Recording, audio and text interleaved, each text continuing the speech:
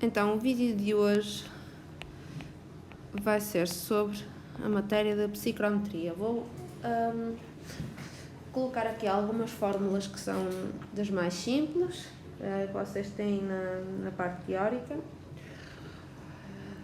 para ajudar a resolver alguns exercícios. No entanto, eu vou-me focar mais na utilização do diagrama psicométrico, porque creio que utilizar fórmulas que vocês têm expostas nos slides não é assim tão complicado, costuma ser mais complicado para vocês a parte da utilização do diagrama psicométrico, por isso vou-me focar nisso. Vocês podem tentar resolver os exercícios analiticamente e depois, se tiverem alguma dúvida, falam comigo. Então, nós vamos utilizar o diagrama psicométrico para... Peço desculpa. Vamos utilizar o diagrama psicométrico para uma pressão atmosférica de 101.325 kPa. Existem os diagramas psicométricos, depois são ajustados para a pressão que o ar tiver. Então, alguns critérios algumas propriedades que nós temos que ter em mente é a umidade absoluta. O que é a umidade absoluta? Ela é representada por um ômega e diz-nos qual é a massa de vapor que é contida na massa de ar que nós estivermos a analisar, a massa de ar seco. Também pode ser escrita por uma outra fórmula relacionada com a pressão parcial de vapor e a pressão atmosférica. Esta pressão parcial de vapor recorda-nos das misturas gasosas, que nós já falámos, da lei de Amagat e de Dalton. Por isso vamos precisar um bocadinho desses critérios para resolver aqui os exercícios, mas nada de mais.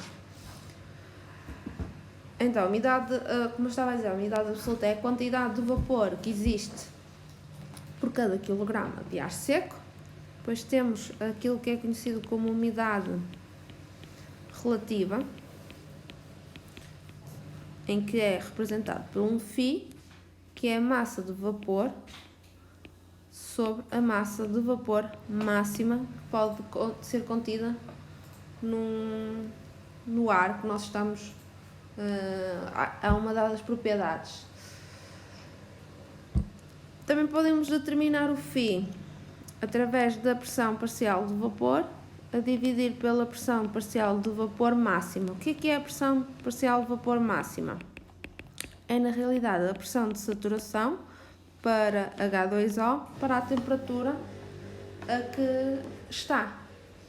Ou seja, vocês olham para a água isoladamente do ar e está a temperatura que o ar está. Se for 25 graus, são 25 graus. Se o ar estiver a 30, são 30 graus. Vão à tabela, às colunas, à tabela de saturação, entrada por temperatura, procuram a linha da temperatura correspondente e tem aí a pressão de saturação, ou seja, a pressão máxima que o ar pode estar, que a água pode estar para haver condensação. Também podem relacionar com a umidade absoluta através desta formulazita aqui, que vem da primeira fórmula que nós escrevemos. Outra propriedade que também podemos calcular analiticamente é a entalpia, que é a entalpia que é dividida pela componente sensível mais a componente latente. Podem ver aqui, né? Componente sensível CPT, a componente latente é a quantidade de vapor vezes a entalpia do vapor, em que esta entalpia de vapor é dada também aqui pelo Cp do vapor, ou seja, do H2O, à temperatura que for, mais aqui o I. Vocês também têm depois estas explicações, estas deduções todas nos slides teóricos e podem acompanhar de lá a origem das fórmulas. O CP do vapor também é um valor tabulado, mais ou menos 1,84, e o I, que também é entalpia, também aos 0 graus ronda os 2500 kJ por quilograma Kelvin. E creio que já está tudo. Podemos agora então introduzir o diagrama psicrométrico em si, que está... Peço desculpa, perdi aqui o diagrama psicrométrico. Ok, está aqui. Então, este é o diagrama psicrométrico que eu vos enviei. Vocês podem medir aqui várias propriedades. Eu vou começar pelo eixo do X. Vocês estão a ver aqui assim, peço desculpa, estão a ver aqui assim estes números, aqui este 5, este 10, okay? Isto é a temperatura do bulbo seco, ou seja, vocês pegam num termómetro, colocam ao ar, a temperatura que ele mede é a temperatura do bulbo seco.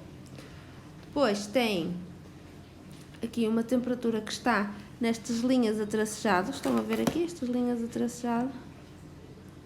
Estou aqui a sublinhar algumas. Estas linhas a tracejado, estão a ver aqui, tem um 15.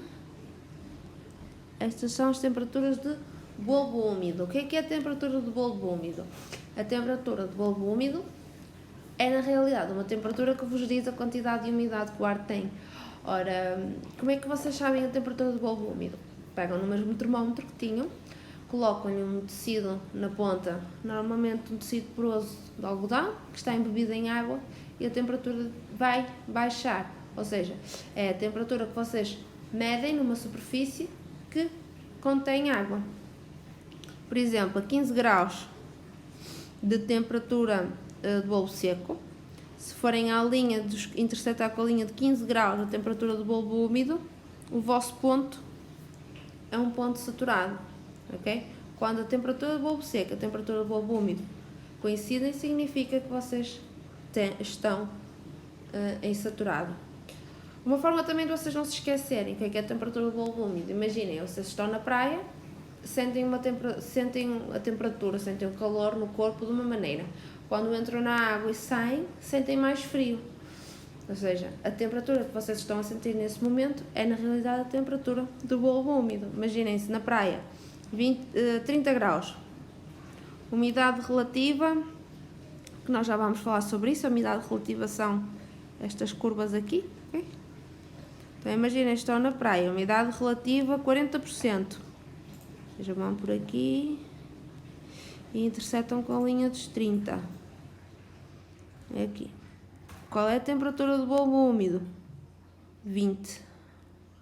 Okay? Então, quando vocês estão na praia, 30 graus, 40% de umidade relativa, vocês entram na água, saem, a temperatura que vocês vão sentir são 20 graus. Okay? Mais coisas que nós podemos ver. Por exemplo, para o ponto que estávamos aqui, vamos imaginar que a interseção ocorre aqui. Se vocês seguirem a linha horizontal até o eixo dos Y, vão chegar aqui a um 11.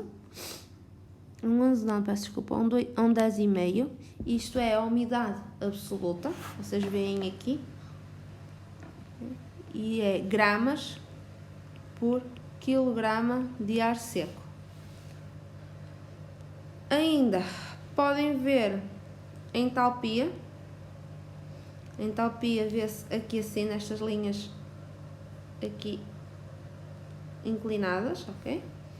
E está aqui, entalpia, kJ por quilograma de ar seco. E ainda podem ver o volume específico, okay? Que são estas linhas aqui quase verticais. Então vocês, com o diagrama psicrométrico, conseguem saber praticamente todas as propriedades que precisam através de 2 pontos. Interceptam 2 pontos, conseguem saber volumes específicos, umidades absolutas, umidades relativas, entalpias, temperaturas do bulbo seco, do bulbo úmido e a umidade relativa, não sei se já disse.